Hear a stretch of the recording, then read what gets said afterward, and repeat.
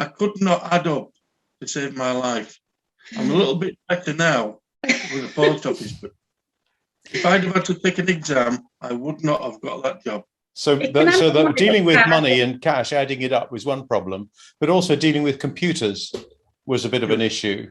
I'd never used a computer. I'd never worked in finance before, but when she said, when you on a Wednesday or Wednesday, I love that working in finance, Gary, yeah, with a tin for the money to go in and out. She said, you'll have it. And she got me the tin. I don't know where she got it from. When she put it in the drawer, she said, if you're over, when you balance, say £1 or £2, you put the money in the tin. Because the following balance, you might be short. So you take the money out and put it in there. It's a simple way of doing it, but I've worked in retail for quite a few years and I have never, ever come across anything like that. What she did say was as well, which I found unbelievable, if you balance to the penny, make sure you don't, because you'll have the auditors on you. Because nobody ever balances perfectly. That's what she said. Oh my goodness. Yeah. Strange, I thought that was your aim. You know? My supervisor, I told her money's going missing. I said, can you get auditors in? Oh, she said, no. If I bring them in, they'll close you down. I remember one day,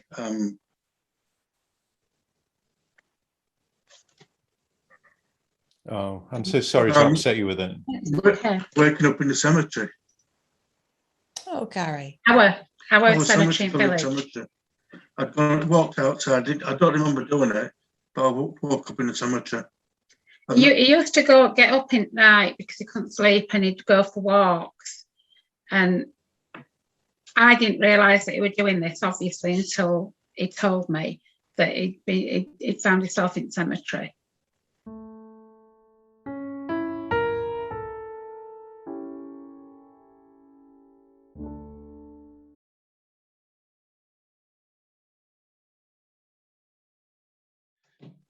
Well, I put an application in, I would say February 2000, and it took so long to get the interview. I'd had an operation in between getting the interview. I couldn't walk for 3 or 4 months. He'd had an operation on his knee. Yeah. So the interview took place in Grimsby. We lived in Leeds. Yeah. Oh. And I think it was by a gentleman called Andy Carpenter, who was my contract manager, and another lady. And it was so relaxed with the interview.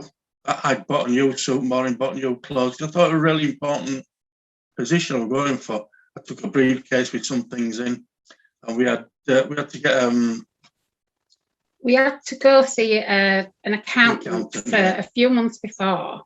So the lady that had the post office recommended her accountant to give a projection of the next few months, 18 months, 2 years, 5 years time, of how we thought the post office was going to go on the figures that the post office was already making. Because obviously we didn't know any figures for ourselves at that particular time because we weren't actually in the post office. So I was going over to see this accountant and work this out with him on a couple of occasions that lived over near Hull. So, and then we got that all together. We got a few things together. We bought ourselves a couple of dogs for security as well. Some gorgeous little German shepherds, didn't we? And we were set. So then we went off to interview. Went to interview, and he was so relaxed and laid back. I was taken aback because I would expect a maths exam, things like that. So it's an important position. And there were a few questions asked, but none too probing. And the lady who was with Andy Carpenter left for somewhere. So I just said to him, when will I find out if I've got the job? He said, well, it's usually about 2 or 3 weeks. He said, but I'll tell you now you've got it. Oh. I said, oh, yeah, straight away. He said, all the post office want to know is that you don't go bust in the first 2 years. You've got enough money behind you. And that was it. Right. Yeah, it was weird. So, but what do you think he meant? Sorry, Gary, what do you think he meant by you've got enough money behind you to not go bust? I mean, how would you even prove that? We didn't have any money though, did we? We had a bit in reserve. Yeah. Yeah, but not enough. No, we had about. No, we never felt we had enough, did we? No, and it also disappeared. It did. Yeah, so but it was just for a company like the post office, I just thought it were a bit amateur, and that's how it's followed on for years. It's totally amateur company. Well, we came out at building and we were just flummoxed, weren't we? Because we just. Oh, we were happy. Oh yeah. We got it, and I was happy that I didn't have to do a maths exam because I could not add up to save my life. I'm a little bit better now with the post office, but if I'd have had to take an exam, I would not have got that job. So dealing with money and cash, adding it up was one problem, but also dealing with computers was a bit of an issue. I'd never used a computer. Before we went into the post office, I was supposed to go on a course to use the Horizon system, and it never materialised. So we moved in on a Tuesday. You went over for about a week before we moved in, didn't you? Yeah, but I couldn't work in the post office. I wasn't allowed. You went for post office training, but you weren't allowed to work in it. We moved in on the Tuesday because it was a bank holiday Monday. Mm-hmm. And there wasn't a trainer set up for me. Until about 10 o'clock at night on the Tuesday night, I got a phone call from this trainer, said, "I've just been contacted, I'll see you tomorrow morning to train you."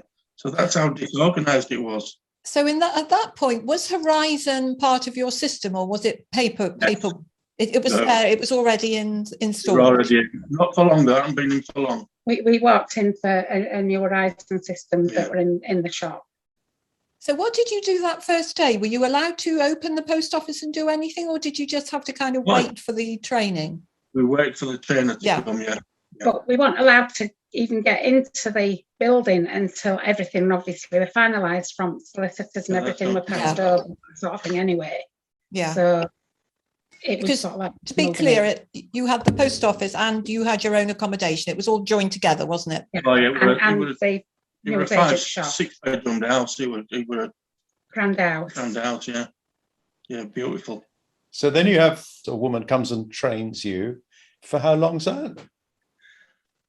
It was supposed to be for 2 weeks, but it was from the Tuesday till the Saturday, and then a week after that. But she said, "I'm going to leave you by yourself for a couple of days because you seem to be coping okay."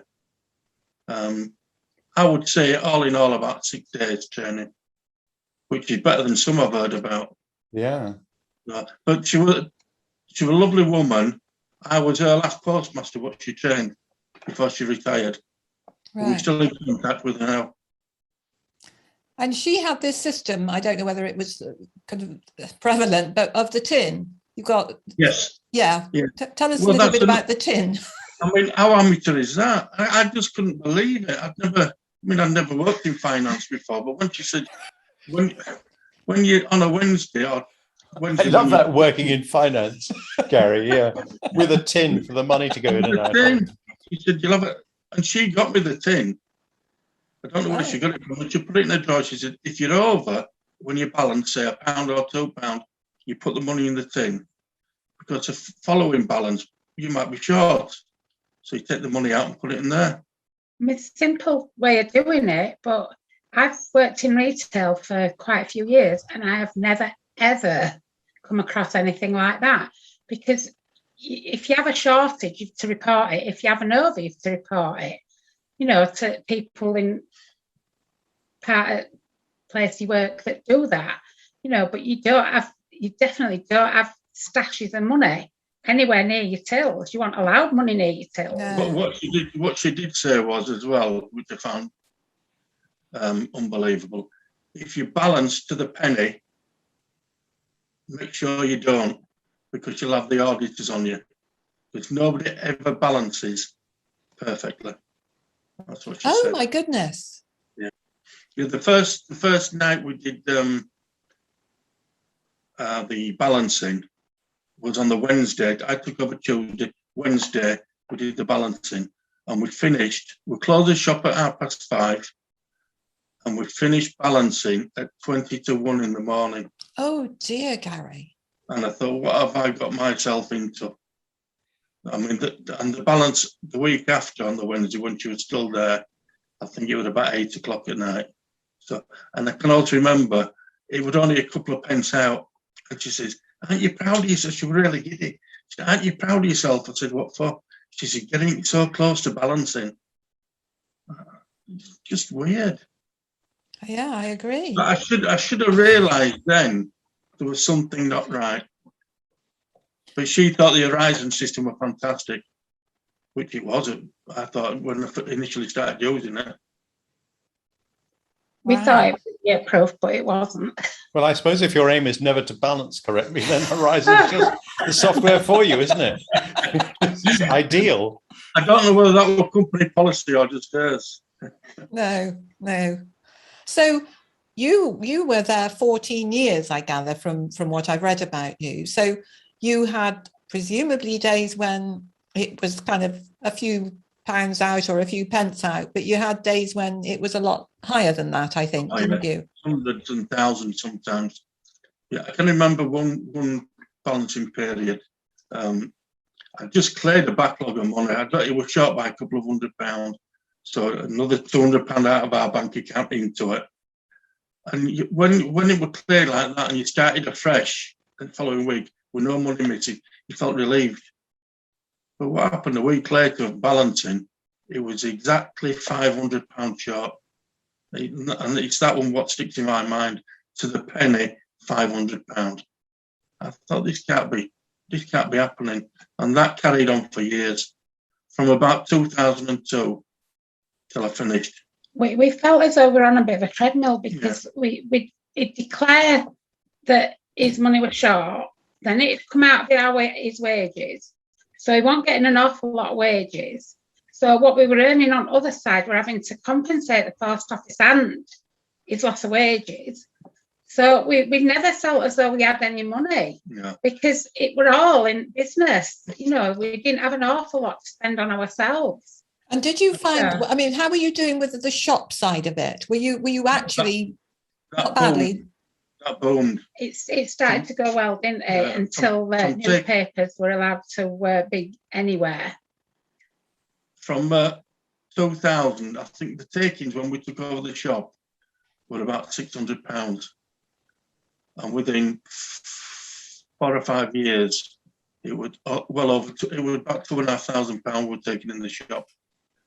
But when the recession hit in 2007, it started going down. And newspapers went out. When over at Road, they couldn't have newspapers. When they could have newspapers, that's when that changed. And went. When was that? About 2007. Yeah. We went recession 2007, 2008. So you were topping up your tin with hundreds of pounds or maybe thousands sometimes? Yes. Yeah, many a time I've had to go to the bank, all in the wall thing, and draw money out to make it balance. What about surpluses? Were you sometimes getting thousands in surpluses? No.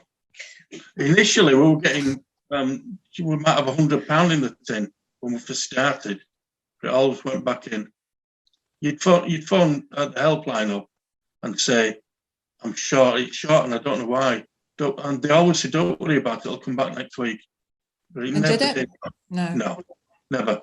But of course, they're not getting agitated, presumably, because it doesn't matter to them, because you're making up the shortfall every time there is one. Yes. Yeah. I mean, in hindsight, I should have closed the post office down 2005. You've got a convenience store, was it? A shop anyway, that's kind of subsidising the running of the post office. And you're not earning very much at all, presumably, overall. No, he were on less money than he used to be on when we were in leave before he got made redundant. Yeah, terrible.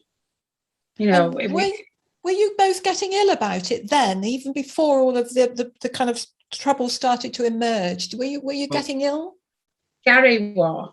I tried to keep a lot of away from Maureen. I didn't tell her what was going on very often, and I should have done, but I didn't want her to be worried about it as well. I didn't used to do balancing. I used to leave that to Gary because it's better to be consistent and consistently wrong have both of us doing it, because then it would get muddled. Not for one minute did I think it was the Horizon system what we're on. You thought it was you? Yeah, oh, definitely, yeah. Because I knew I wasn't very good at maths, which you didn't have to do a lot of maths in it, but just counting the money and things. But no, I honestly thought, right up to the end, I thought it was me. If he thought there was something wrong with money, he'd always ask me to count it to double check it. Yeah. You know, so I would be involved in that sort of thing with him, you know, when we were balancing. And we had somebody come in once, didn't we? Do you remember when you asked for some help? And yeah, I asked my supervisor. I told her money's going missing. I said, can you get auditors in?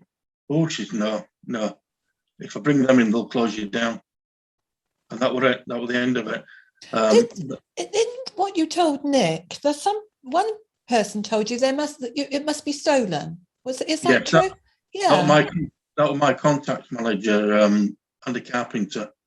When you phone the helpline up to say there were a large amount missing, they'd pass it on to the contact manager, and he'd phone you up and say what's going on. And he was always pleasant, don't get me wrong.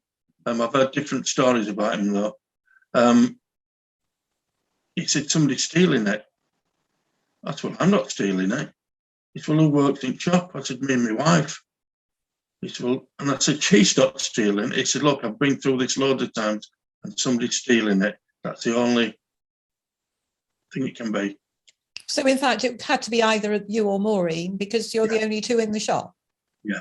We did have a part-timer, but she didn't work many hours.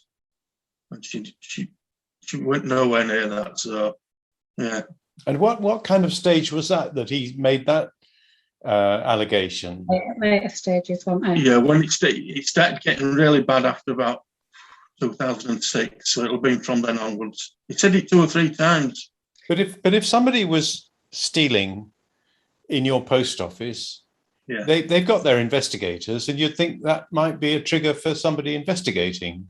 You would have thought so, wouldn't you? Or even the police or whatever. Yeah. I mean, if there's a crime being committed, you don't just kind of put the phone down and say, oh, well, that's that kind of thing. Somebody's stealing from us. I suppose you do, though, if the money is appearing in their account because Gary's paying it.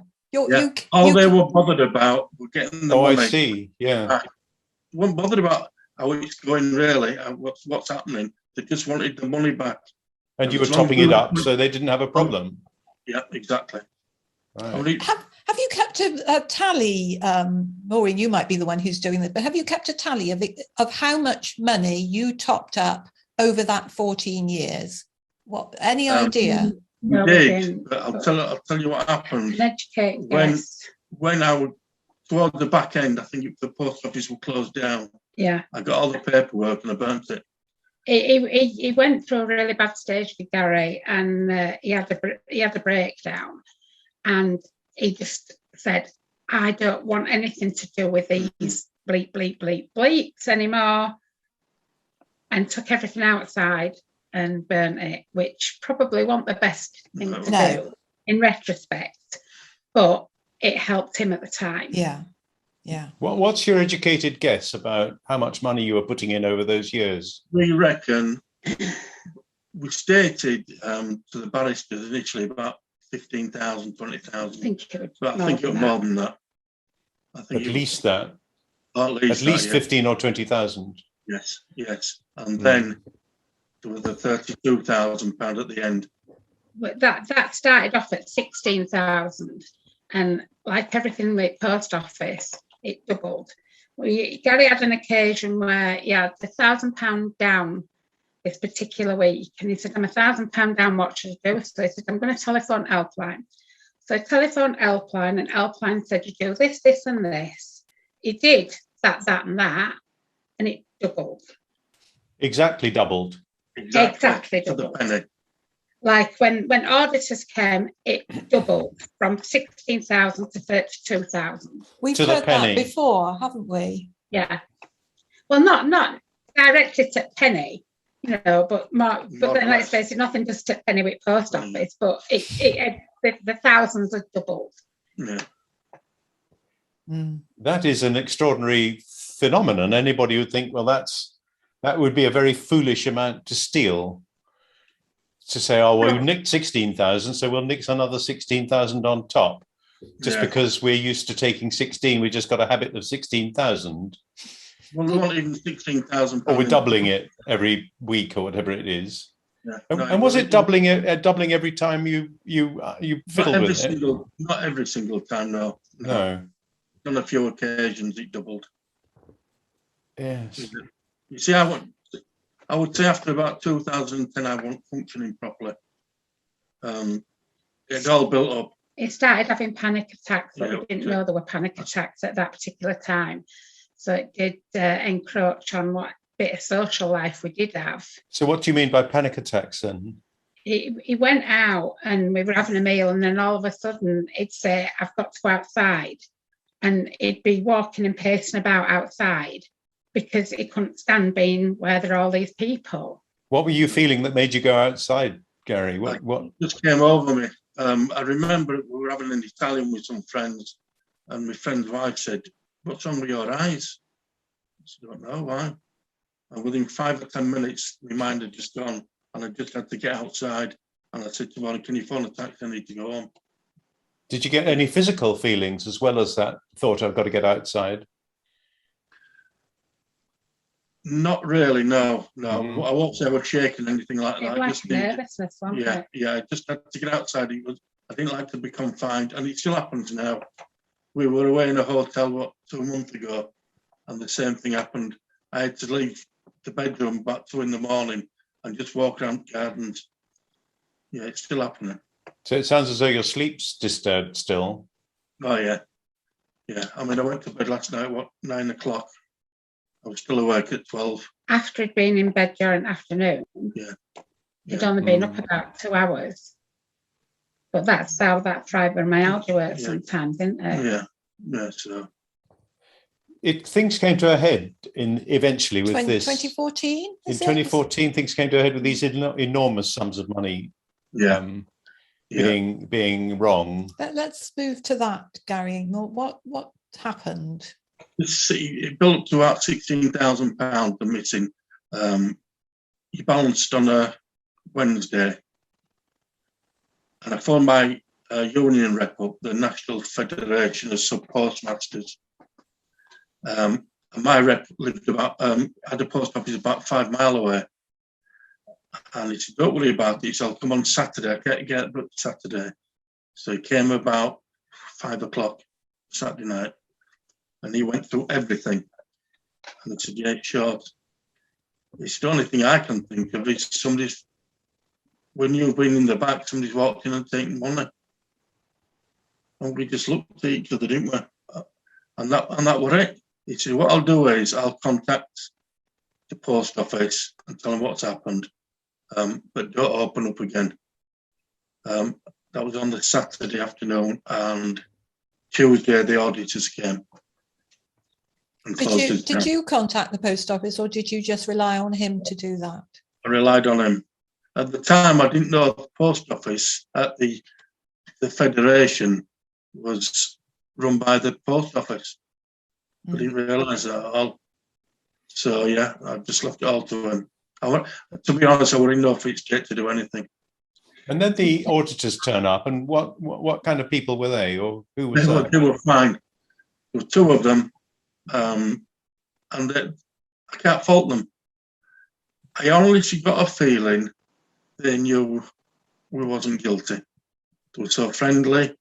We were just chatting all the time, and on his way out, one of them said to me, "Tear this fucking screen down and start selling something that will make you some money." I mean, at the time all this is happening, other parts of the shop were open and customers were coming in, and we were having to tell customers lies that we didn't know what were happening, or that somebody had been in and stolen something. You know, we didn't really know what to say to them, because we were asked not to say that money had gone missing, really. But then they said, "Oh, we'll just say that somebody's been in and stolen it." Who asked you to say that? The rep had said that. No, the auditor said, "You're not allowed to tell anybody what's going on. You signed the Official Secrets Act." Had So you? yeah, oh yeah, All right. yeah. Yeah. And they came in, did the customers, and some of them got irate that I couldn't tell them what were happening. It's our post office, we're taxpayers. That's what a couple of them said. Yeah, one of them even got onto MP, our local MP, and that's another story. That our local MP was a disgrace. Who was that? Andrew Percy. He Mhm. blocked me from contacting him about it. He said I was stalking him. He was horrendous. Stalking him because you were asking for help. Help, yeah. I asked him for help in 2014 when it all went, and he contacted Paula Reynolds, and he got a letter back from Paula Reynolds saying he's admitted to everything, he's been interviewed and things like that. So Andrew Percy's advice was, get yourself a good solicitor. That was it. So as things went on and progressing, when we got to court and things like that, I asked him for help on the telephone, emailed, and I wanted to go meet him and talk about it, and he refused point blank. There's no point in meeting me. I said, well, can you speak up for us in Parliament, like other MPs are doing? We'll see about it. And in the end, after about 5 or 6 emails, and 2 other people emailed him on my behalf, which I didn't know about, he contacted me and said, don't contact me again, I'm blocking you because you're stalking me and you're getting people to email me. So going back to your auditor's visit, Yeah. which is, did you get an audit report or see one after that? No, we never even thought about asking for anything like that because we were so confused and Gary and were in such a black place. Logical thought just seemed to go out of window. Sure. To be able to logically do things in particular steps. We'd never been in a position like this before. Of course not. So we were people that enjoyed doing what they were doing to a greater part and liked the community and the place where we lived. And that's what it just seemed as though everything were going to be taken away from us. Yeah. And you'd never been in trouble with the police before, had you? You'd not anything. No. Up until that point, not even a parking ticket or a speeding ticket, nothing. And since then, I've had 4 speeding tickets. Oh, you crazy man! But what about what happened next, Gary? I need to cover the actual interview because you ended up being interviewed, didn't you? Is it in a back bedroom or somewhere? Because they didn't take. Yeah. So we live in a 6-bedroom house. They said that they couldn't do the interview in any other place because they didn't have anywhere available. So is that on the? Sorry to interrupt you, Maureen, but is that on the same day as they turn up to do the audit, or is that on a different day? No, it was a few weeks later. Okay. Organising it. We were contacted by somebody from their secret police. I don't know the names, and he said we need to interview you, but we haven't got anywhere at the moment. So this is a police officer, are you saying? I need to get this? No, they're secret police. I don't know what post office is. Oh, I see. Police. Yeah. No police were involved. No. So they phoned about 2 or 3 times. We still want to interview you, but we've nowhere to do it. So I said, right, I want to get this over and done with because we haven't done anything wrong. I'm not afraid of anything like that. Because honestly, I thought I was going to be cleared. Come to our house. So they saw fine, so they got a date, and I contacted the union again, and they sent an area. Right, a different person. Different person, yeah. Yeah. And did they turn up with a tape recorder to record what you said, or was it? You were either the tape recorder or a disc. I think it could have been a disc. Before they turned up, the union rep came, and we were talking to him, and he says, if they find you guilty, you're going to prison for 2 years. That's a good start, isn't it? And that's when it hit me, how serious it was. We went upstairs and then they turned up. Before that, we were talking upstairs when we knew that you might have to go to prison for 2 years. And we were talking and saying that, what can we do? And I said, look, I'll say I've taken it because women's prison isn't as bad as a male prison. Maureen. Yes, you did, Well, yeah, because he were in a bad place. He were in a terrible place. You know, so I didn't think he'd be able to survive it. And because obviously we love each other so much, I didn't want him to go. You know, so, and I know Seema's husband said the same. He wanted to do the same for her. But he categorically said, no, you're not going to take blame for something that you haven't done. I'm not having you doing it. But you're forced, it seems, to leap from a position of I'm about to be interviewed to I'm going to prison. I mean, there is a lot that needs to happen between being interviewed and going to prison. And firstly, it's about you answering some questions and you saying you didn't steal it. Yeah. And that's an important part of it, but nobody's talking to you like that, saying, you know, if you haven't done this, you've got to make sure they realise you haven't done this. No, nothing happened like that. No, nothing. I went upstairs, and when the interrogation police, whatever they call them, came, before we started, sat down, he says, "You could be going to jail for 2 years." I thought, this is strange. Well, he said it as well.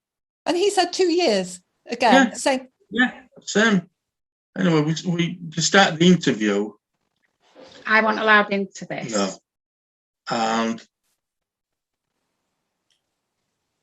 one of them said something, so the union rep jumped in and the interviewer just said to the union rep, "And you can fucking shut up." Actually swore at him. Yes. And that was while it was being recorded. And when you started, did anybody give you what they should do? They should caution you about, you know, they did do that. They read that out. Yeah. Right. Yeah, that's another time it hit me, because I thought, oh, this is serious now. This is getting serious. And the interview lasted, I would say, well over 2 hours. Did they ask if you wanted a solicitor? No. But I don't think so. I'm saying no, I don't think so, because I had the union rep, you see. Who's been told to shut up? Been told to shut up in no uncertain terms, yeah. I never said another word. So his role is just to sit there, not to do anything, from their perspective. Complete and utter waste of time. Sorry to interrupt again, Gary, because it's so amazing. What was said to you for 2 hours? I mean, what on earth was going on? Just asking questions about how you do this, balancing and things like that. And to be honest, you were all just foggy about what had happened in the past. I couldn't remember anything. No. And they could search our premises as well. Yeah. One was a bit nasty, not too bad, and the other one were nice. They were like that good cop, bad cop thing. You've done it, you've stolen money, where have you put it, and things like that. And all I just kept saying was, I haven't taken anything. So Maureen's just said something interesting. So did the interview end and then they searched it, or did they do that before, or how did that work out? When the interview ended, one of them, the bad cop, said, "Right, well, it's all right to search your house." I said, "Do whatever you want."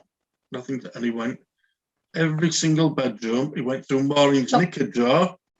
He went through my underwear drawer. Went through everything. Looked up in roof. No, I didn't. He didn't go into the roof. That was the only place he didn't go. I thought he did in that little room. No, we didn't have any ladders. He searched it. We had a car. He searched a car. He searched a garage. And I searched garden. I said to him, "What about the roof?" He said, "Have you got any ladders?" I said, "No." He said, "Well, can't go in there then." But you had £55,000 at least stashed in the roof, didn't you? Because you've already given them 20, and then there's another. No, according to gossip, it's 250,000 actually. According to gossip. Just be bending the floorboards upstairs. Oh, it was gold under floorboards. And then he gave me a form to sign to give him permission to go into our bank accounts. Can I go just quickly back to the interview, Gary? Did you at any stage say that you'd stolen it? Or that you'd done anything that was criminal? Did you admit to it? No. But were they trying to get you to admit that?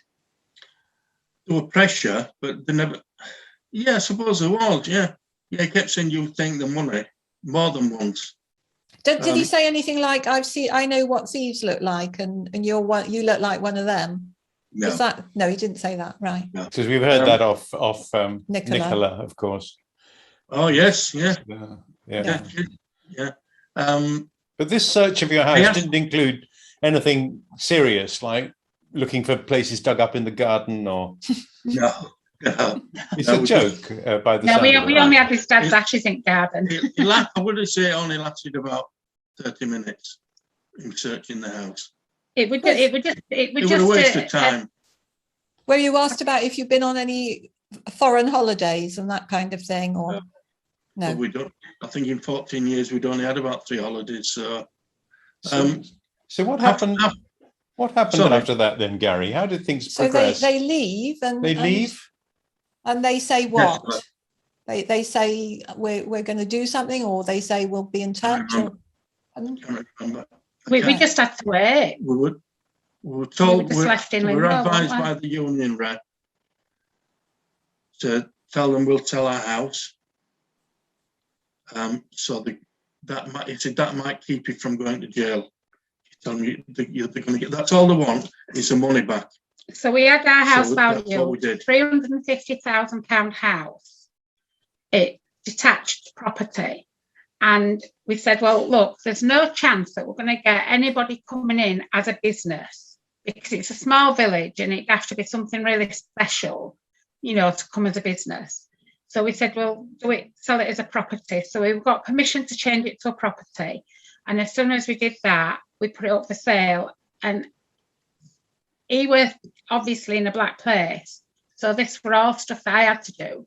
The people came to our house, looked around. We had about 3 or 4 different sales agents come. And I said, it's going to be sold in a week. Because I said, we're selling it from 350 to 250 because we were advised that were market where you could sell quite quickly and it would go. So we had a few people looking at it. When the estate agent who we chose to go with, he said it's valued at £350. He said, but it might take a while. I said, I ain't got that time. I said, it need it selling as quick as possible. I could be going to jail. So he just walked around the living room a few times and he says, what I can do is put on at 250 and that'll stop the stamp duty, I think he said. Just below stamp duty. Just below stamp duty. And it should go pretty quick. I bet it did. Yeah. But I knew it'd go within a week and it went within 3 days. Yeah. But they asked you to knock a bit more off, didn't they? Just before we signed contracts, they said there was this problem and that problem, and we had to come down another 25,000. But having already got a bargain, they wanted it to be a bigger bargain. Yeah, they knew our position. Yeah, and they pushed it. So I said, look, if we're gonna move, because we were sick of it all by this time, and I said, if you're gonna move, I said, we're moving on Friday. So this is probably Monday. So we didn't have any time to get a van or anything, removal company to come then. So on the day before we moved, we started taking some things down and left them outside the house where we're in now, in the garden. So that if any thieves had come, they'd have had televisions and all sorts and had a nice free reign at it. Luckily, it didn't. It were a really hot evening, 24th of July, really hot evening. There'd been really nice hot summer that year. And then the next day we were traipsing up and down. We had the friend with a van, we had the friend with a car that came and helped us. And we just managed to get everything down like that we needed to get down. I mean, we're only about 100 yards from the post office. We've moved 9 houses down. Yeah, we didn't move far. But it's a gorgeous village. So from the green to the road we're on now, it's just 9 houses down from it. So you then had some money which you gave to the post office. Yeah, we had I think about £60,000 left over from the sale of the business. Because you had a mortgage to pay back, didn't you? Yeah. And we paid for this property outright because we said there's no chance on earth that we're going to get fallen into that position again where somebody can take our home from us. We'd worked a lot of years to get what we had. We'd worked a lot of years in Leeds. We'd been 21 years in that house. If we'd have stayed in Leeds, we'd have been quids in. But we didn't. We took that chance and decided to come out to this beautiful place where we are now. And we are really glad we did.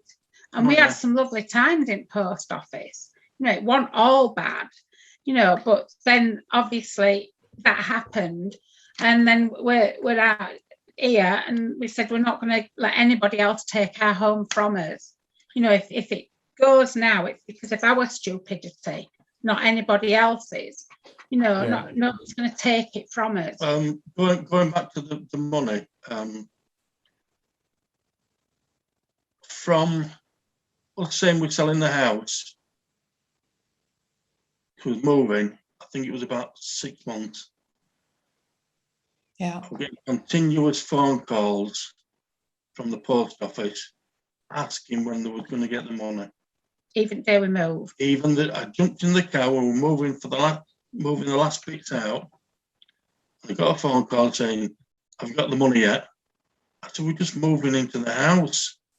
I said, "As soon as we get the money, you will get it." And I think on the 23rd or 24th of August, 2014, Maureen sent a check to them. No, yes, you sent a check, didn't you? I can't remember exactly what we did, but we did pay it off. How much was it? Can we ask you, Gary? What did you give? £32,000. 32,000. Just over £32,000. And then a few weeks after that, I got a letter from the post office saying I'd made a mistake with somebody's car tax and I owed them £90. You didn't? Yeah. And like an idiot, I paid it. I paid it straight away. I said to Maureen, "No, I'm not paying it." She said, "Come on, get everything clear." So I sent another check to the post office. I can understand that. So you said repeatedly they were in touch. I mean, give us an idea. Do you mean once a week you were getting a call from? At least once a week. So for 6 months? Yeah. Where's our money? Well, from July. We moved in July. We finished in February. February, March, April, May, June. About 5 months, yeah. Yeah. Continually asking, "Where's his money?" And we haven't sold yet. I mean, if he didn't answer the phone, I answered, said, "Look, sorry, there's no movement yet." I mean, it takes time. It's selling a house, and everybody knows it's not done, isn't it? Absolutely. And then if you tot up the total amount you ended up giving the post office on this basis, what do you think it amounts to in all? I would say 50,000. Thinking about it now. Well, you gave them 32 at the end of it. 32. And a good 20 before that. Yeah. But probably more than that, you were saying, more than 15 to 20 before that. Yeah, it could be, yeah. So more than 52,000, really, you've given to the post office. But they've also required you to sell, or you believe them. So you believe that you were required to sell, and that lost you at least £125,000 because you could have held out for 350, couldn't you? If you Our main idea was that we were going to work in our business until this year, this September, when Gary is 66. So we would have been either retiring now when he was 66 or waiting another couple of years till I was 66 and then retiring, changing that into a house and living there. That were our dream. Of course. Yeah. Do that. And someone got a 6-bedroomed house on a lovely village green in East Yorkshire for £225,000 because the post office put you under such pressure. Yeah. We would not have dreamt of selling that house until. And then we found afterwards that the post office has stopped prosecuting people. But I was still threatened at the time. I was going to jail for 2 years. And then we found out recently, I think it was they stopped prosecuting people. At about that time, was it? You think? 2014, they stopped prosecuting people, didn't they? Yeah. So that's the same time. Yeah. Same time, yeah. So we liked it. Yeah. Who was making those calls to you? Was it different people chasing the money, or was it a particular person? I think I'm not 100% sure now, but I think it was somebody who interviewed me, one of the secret police people. But I'm not 100% sure. Right. Do you got their names? No. We weren't in a good place at that time. No, sure, I understand that. Not taking details like that. We were trying to survive. I mean, that time we were just. Oh, we were zombies. complete zombies. But Wait. can I just go back to the interview? Yeah, go on. About 2 years ago, I did a freedom of information, and I asked them for the disc of my interview with the secret police, and I didn't get a disc, but I got a transcript. Right. And I know we're in a bad place at the time, but they said it only lasted about an hour, the interview. I know for a fact it didn't. And Maureen were downstairs and she knew it didn't. And that when I told you one of the interviews told my union rep to F off, isn't in this transcript. I wonder why. We've heard that people have had the interviews truncated. You know, they've been, what they actually take out and write is just a part of it. We've heard that before. It is, yeah. We understood that if somebody were interviewed and under caution as well, that everything had to be word for word what was said. That's how it should be. And but a transcript, you can't know what's been included or excluded, can you? Yeah. And there were a lot of it just blacked out as well. Oh. Yeah. Blacked out? Yeah. Yeah. A lot of information blacked out. Yeah, so it didn't even read well, did it? I mean, if I can find it, I'll email it to you. That would be very interesting. What kind of thing do you think was being blacked out? Is it the names of people or? It could be names of people and personal information. I'm not sure. I mean, for you to know, Gary and Maureen, what would have happened when they were doing those interviews? If you went to the police station, you would come away. The lawyer would come away usually, but they would hand it to a person if they didn't have a lawyer. You'd come away with a copy of the tape, because there would be two places. That there would be a tape machine on a desk, and it would have a deck with two. They would do this. They would unpeel all the cellophane from the two things. They would put the two cassettes. They would put that in front of you. They would shut that up, and they would press start. And at the end, you would stop. And though there would be the one that they would keep, because obviously they had to have what you'd said. They would keep one tape, and the other person or their lawyer would get the other one. And so there could be no chance of editing, giving people a transcript which actually only contained half of it. Everybody knew exactly what that person had said, because the lawyer had it in their hand and the policeman had it in his hand. And that's how it should have been done. It mentioned that police would be called in. No time whatsoever were that mentioned. But they do have an obligation to follow similar procedures, because it's not acceptable evidence if there is no clarity about what was actually said. Yeah, no, that's disgraceful, isn't it? Mm. From what I can remember, it wasn't a double tape. It just seemed like a little. I think it was a disc. What they did it on? Yeah, could be. Mm. Yeah. So. Yeah, could be. So the aftermath of all this is you had to recover in some way. You've described having the panic attacks when and you still have them. What other health impact have you had? When we moved in, it got worse. We moved into this house, and I just wasn't sleeping. I remember one day.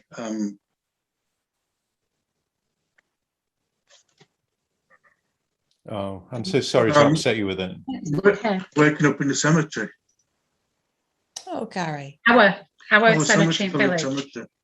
I'd walked outside. I don't remember doing it, but I woke up in the cemetery. He used to get up at night because he couldn't sleep, and he'd go for walks. And I didn't realise that he was doing this, obviously, until he told me that he'd found himself in cemetery. And I said, well, what are you there? What did you go there for? He had no clue whatsoever. It was just as though he were a zombie. That it just. Have you thought of killing yourself, Gary? He did. Yeah, well, I tried about 2 years before we finished. Right. In a car. With the car? Yeah, it would just. I would made that. For insurance reasons, that's also Maureen would be okay. But not since, no. Good. Yeah. I've been to see numerous counsellors and psychiatrist, and she said I was suffering from PTSD, post-traumatic stress. I didn't think it helped seeing any of them. That's how you saw Maureen's picture, didn't you, about getting a cap and gown? About what? Sorry, just Maureen repeat that. Maureen got a cap and gown last week. Oh yes, I did. Yes, Yes. Well That done, was- Maureen. On Twitter. Yes, I put it on Twitter. Yeah. That was result, because I went to see one counsellor, and because I'd spoken about Maureen, she said, "I'd like to meet your wife." So she went to meet her, and she said that you would make a great counsellor. That's about 6 years ago. So something good to come from it, that I went on this taste, I loved it, did the 2 years diplomas, loved that, and the tutor said go for a degree, and so I said, well, am I good enough, because I've never had anything like that, most I'd got with GCSEs. So he said, yeah, of course you are. So I went off and got my degree. I mean, obviously it's not as simple as that, quite hard work. And the only thing that stopped me going for bachelor's is COVID, because of my age. And I thought, well, do I really want to put myself in that danger? And at the age I am, when I can be working, and I've been working more or less since I finished doing my degree, haven't I? So can I just ask Gary I wanted just to ask a bit more about the help you've had. You've seen a psychiatrist who told you got PTSD. Yeah. And what did that psychiatrist do about it? To put me on stronger Antidepressants. Yeah. So are you taking antidepressants now? Oh yeah, I've been on them since then. Since 2014 or since earlier than that? A bit more, maybe a bit earlier actually. But when I went to see the psychiatrist, she changed them. She said you need something a bit stronger. And your physical health? How's your physical health? Shocking.